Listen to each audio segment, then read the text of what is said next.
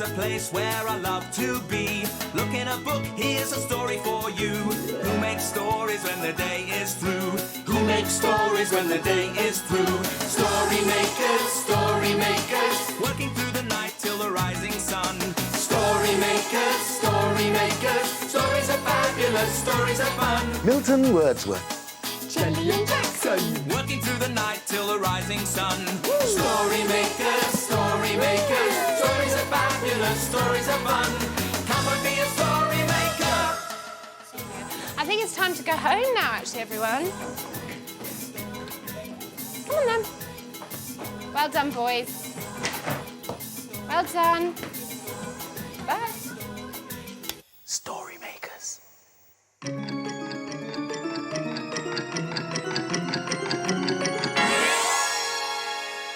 Story makers.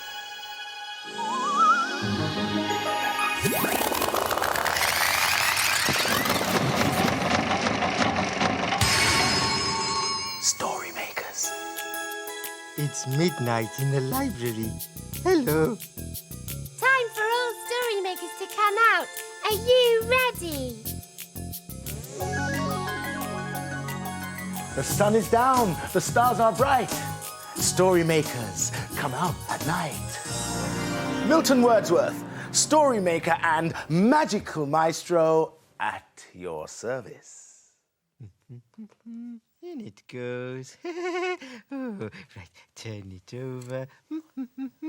And I get this and go pat, pat, pat, pat, pat, pat, pat, pat, pat, pat, pat, pat. Hi, Jackson. Oh, hello, Jelly. Why are you patting that bucket? Is it because it's been good? What do you mean? Yeah, well, you know, like when you pat a dog that's been good. Well, Yeah. There's not a dog in here. Oh. No, it's a castle. What? In there? Well, not a real castle. Oh. A sand castle. A little castle made of sand. That's right. Oh. Would you like to see it, Jelly? Yes, I would. Okay, here we go. oh. Oh. Oh, dear. Well, it worked when the children did it. Oh. Oh, dear. Hello, you two. Hello, Milton. Whatever is the matter, my fabulous furry friends? Well, we were trying to make a castle, Out of sand. but it hasn't worked. I see. The construction of castles can be a very complicated process when dealing with the shifting qualities of sand. Yeah, You see, Milton, we only want to make a sand castle. That's right. of course, and so you shall. Okay. What do you mean you're going to help us, Milton? Of course. Hey. With a little special magic Oh, and a sprinkle of water. Water?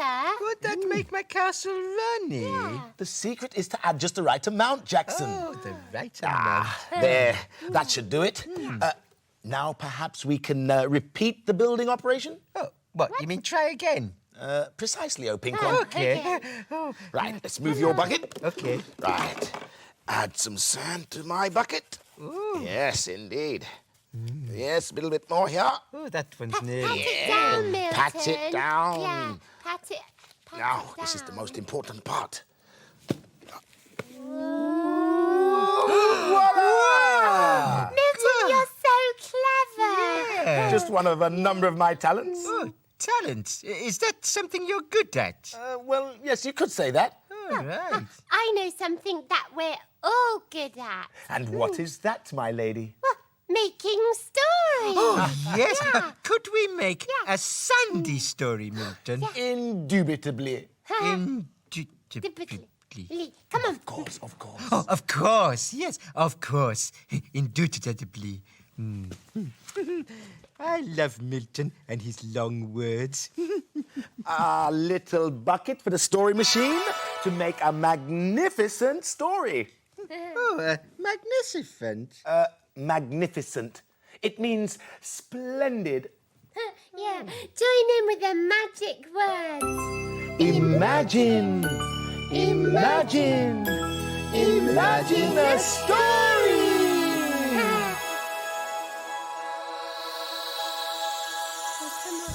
Oh, it's a Kevin the Spaceman story. Indubitably magnificent. And it's called Sandy Planet. Kevin and Spanner in space to explore, seeking out planets never heard of before.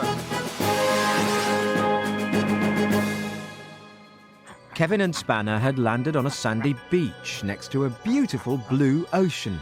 They could hear seagulls cawing in the sky high above them. Spanner barked at the seagulls. He tried chasing them, but it was hard to catch things that flew. "Why don't we go for a walk along the beach?" suggested Kevin. They walked over a sand dune, and soon they reached a huge sandcastle with towers and battlements.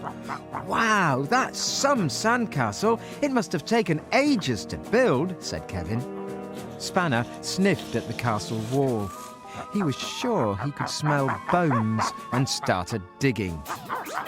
But the wall was a bit wobbly, and part of it fell down, almost burying him.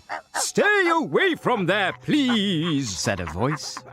Kevin and Spanner turned to see a creature wearing 3 crowns and carrying a spade. Sorry about this.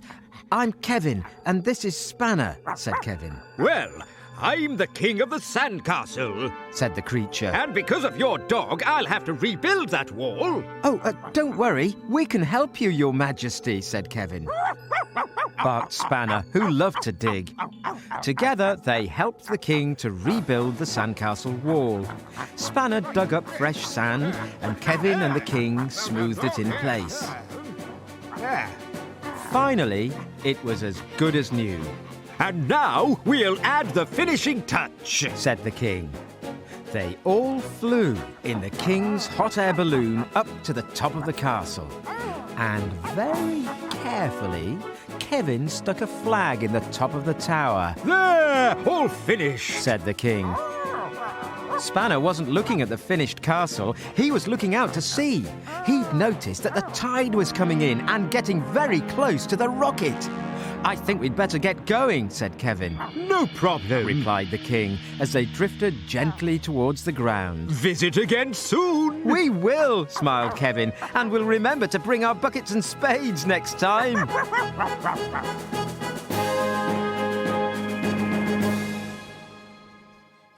Kevin and Spanner to the rescue again. I love that great big sandcastle. I wish I had one like that. Yeah. Where did Milton go? Oh, he's playing in the sandpit. Oh. Rumpty-tumpty-tum, rumpty-tumpty-tum. I never could resist a sandcastle. Little bit more sand here for the side walls. Build up the defences. Milton! It's magnificent. I'm glad you like it. You could give me a hand. Oh, yeah. We could find things to decorate the castle. Oh, yes. I think I know where there are some shells. Oh. I know. Perhaps I can build a drawbridge. Look, some driftwood. I'm the king of the castle. My castle's made of sand. Come to tea, we'll have sandwiches, because I think sand is grand. Milton? Milton, I got some shells. Oh, perfect. Aren't they nice? Oh, these will make great decorations. Let's put some round the front here. Oh, nice. Yes, and there's one Milton? there. Yes? What's that bit? That, oh, pink one, is the drawbridge. Oh, what's a drawbridge? When your visitors arrive, you call out, "Halt! Who goes there? Friend or foe?"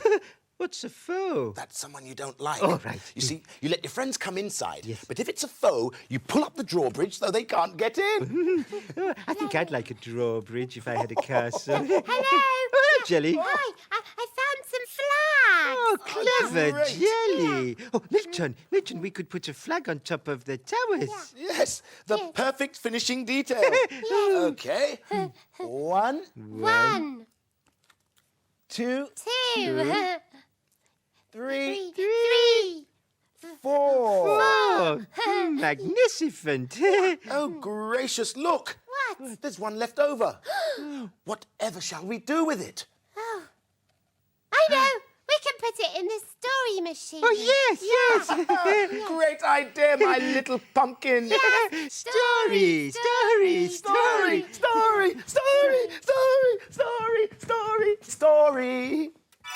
Milton, will it make a castle story? Perhaps. If we imagine really hard. Yeah. Are you ready? Imagine a story.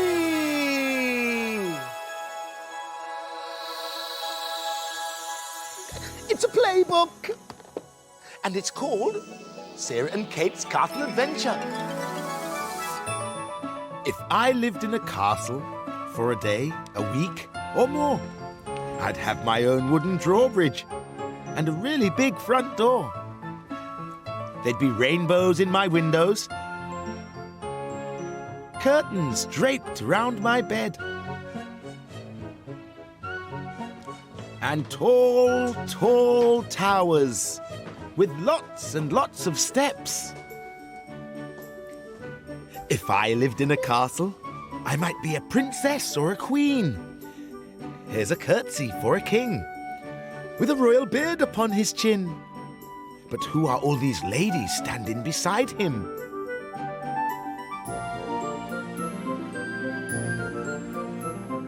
I'm over here, Mum. Now let me see. What else could I be?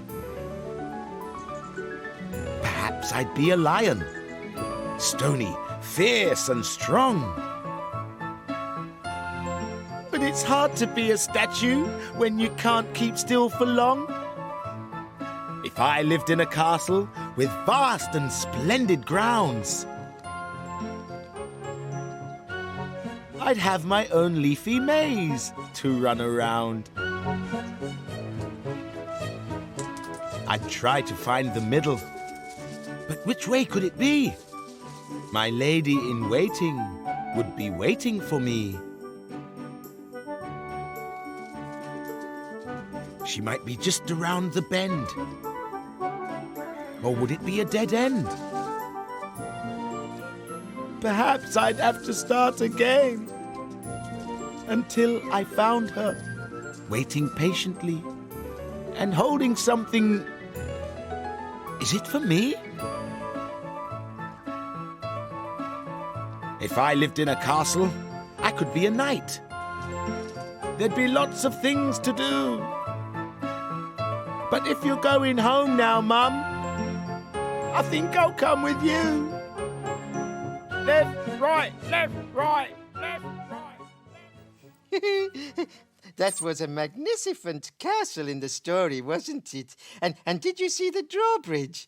Oh, I wish I was a knight in shining armor. Then I would guard my drawbridge, and none of the foes could come in. Oh dear. Hello, Jackson. Look, I'm a... Halt! Who goes there? Friend or foe? Well, I don't even know what a foe is, Jackson. Oh. Yeah, I'm your friend, Jelly. Oh, that's all right. You can come in because you're my friend. A foe is somebody you don't like. Oh, well, actually, I'm Princess Jelly of the land of, Sandy Castle.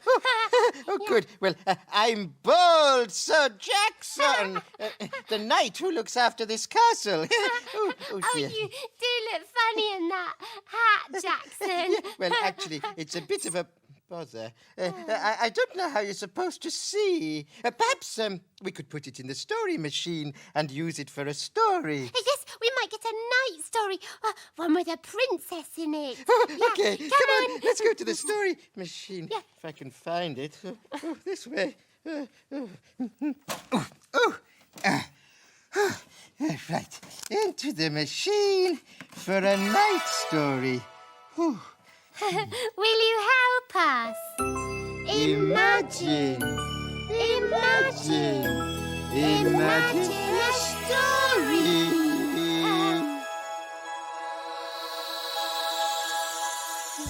Oh, it's the blue cow story. And it's called Blue Cow and the Tower.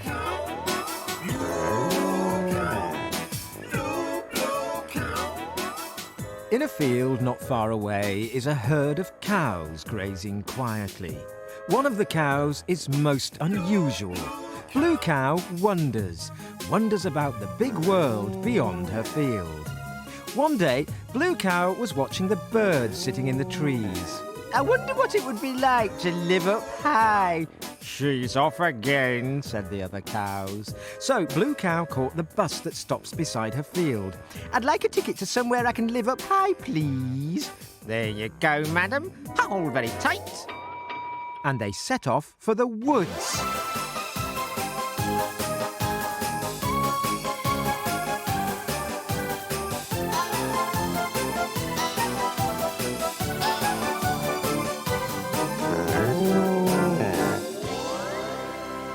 And then they arrived. Blue Cow was in another field a bit like hers, but this one had some sweet-looking vegetables growing in it. Moo, yummy, she said, and she started to eat. What are you doing? Screamed a voice. It was a witch. Those are my vegetables. You can't eat them. Moo, I'm sorry, cried Blue Cow, but it was too late. Come with me, said the witch, and she led Blue Cow through a wood to a tall tower. Now, you'll have to stay here until someone rescues you. But it has to be the prince, and he's usually very busy this time of year. Oh dear, sighed Blue Cow. What am I to do? How will I ever get out of here?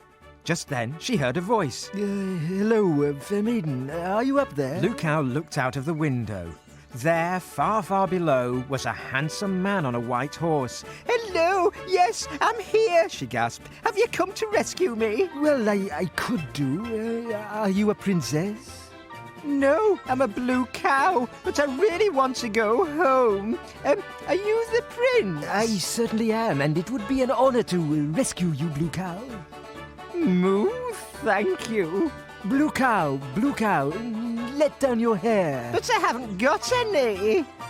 Better have a change of plan then. Here, catch this. The prince threw up a rope, which Blue Cow tied to the window, and the prince began climbing.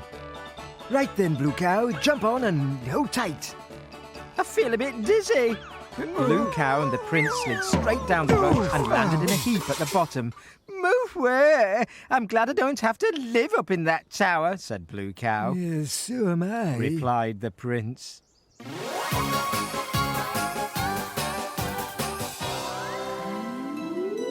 You'll never guess where I've been. Where have you been? I've been stuck in a tower and rescued by a prince. Everyone knows cows don't get rescued by princes. But we know they do, don't we? That was so funny when Blue Cow landed on the prince. I think Blue Cow must be very heavy. Yes. Now, my little harem-scarums. That's enough princes and knights for one night. Oh, knights for one night. That's funny. Thank you, Jackson. But look. Oh, it's getting light. Indeed. The dawn is upon us. The morning is nigh. We've made our stories, and we bid you goodbye. Nights for one night. Story makers, working through the night till the rising sun. Story makers. Thanks for helping. Bye, story makers. See you again soon.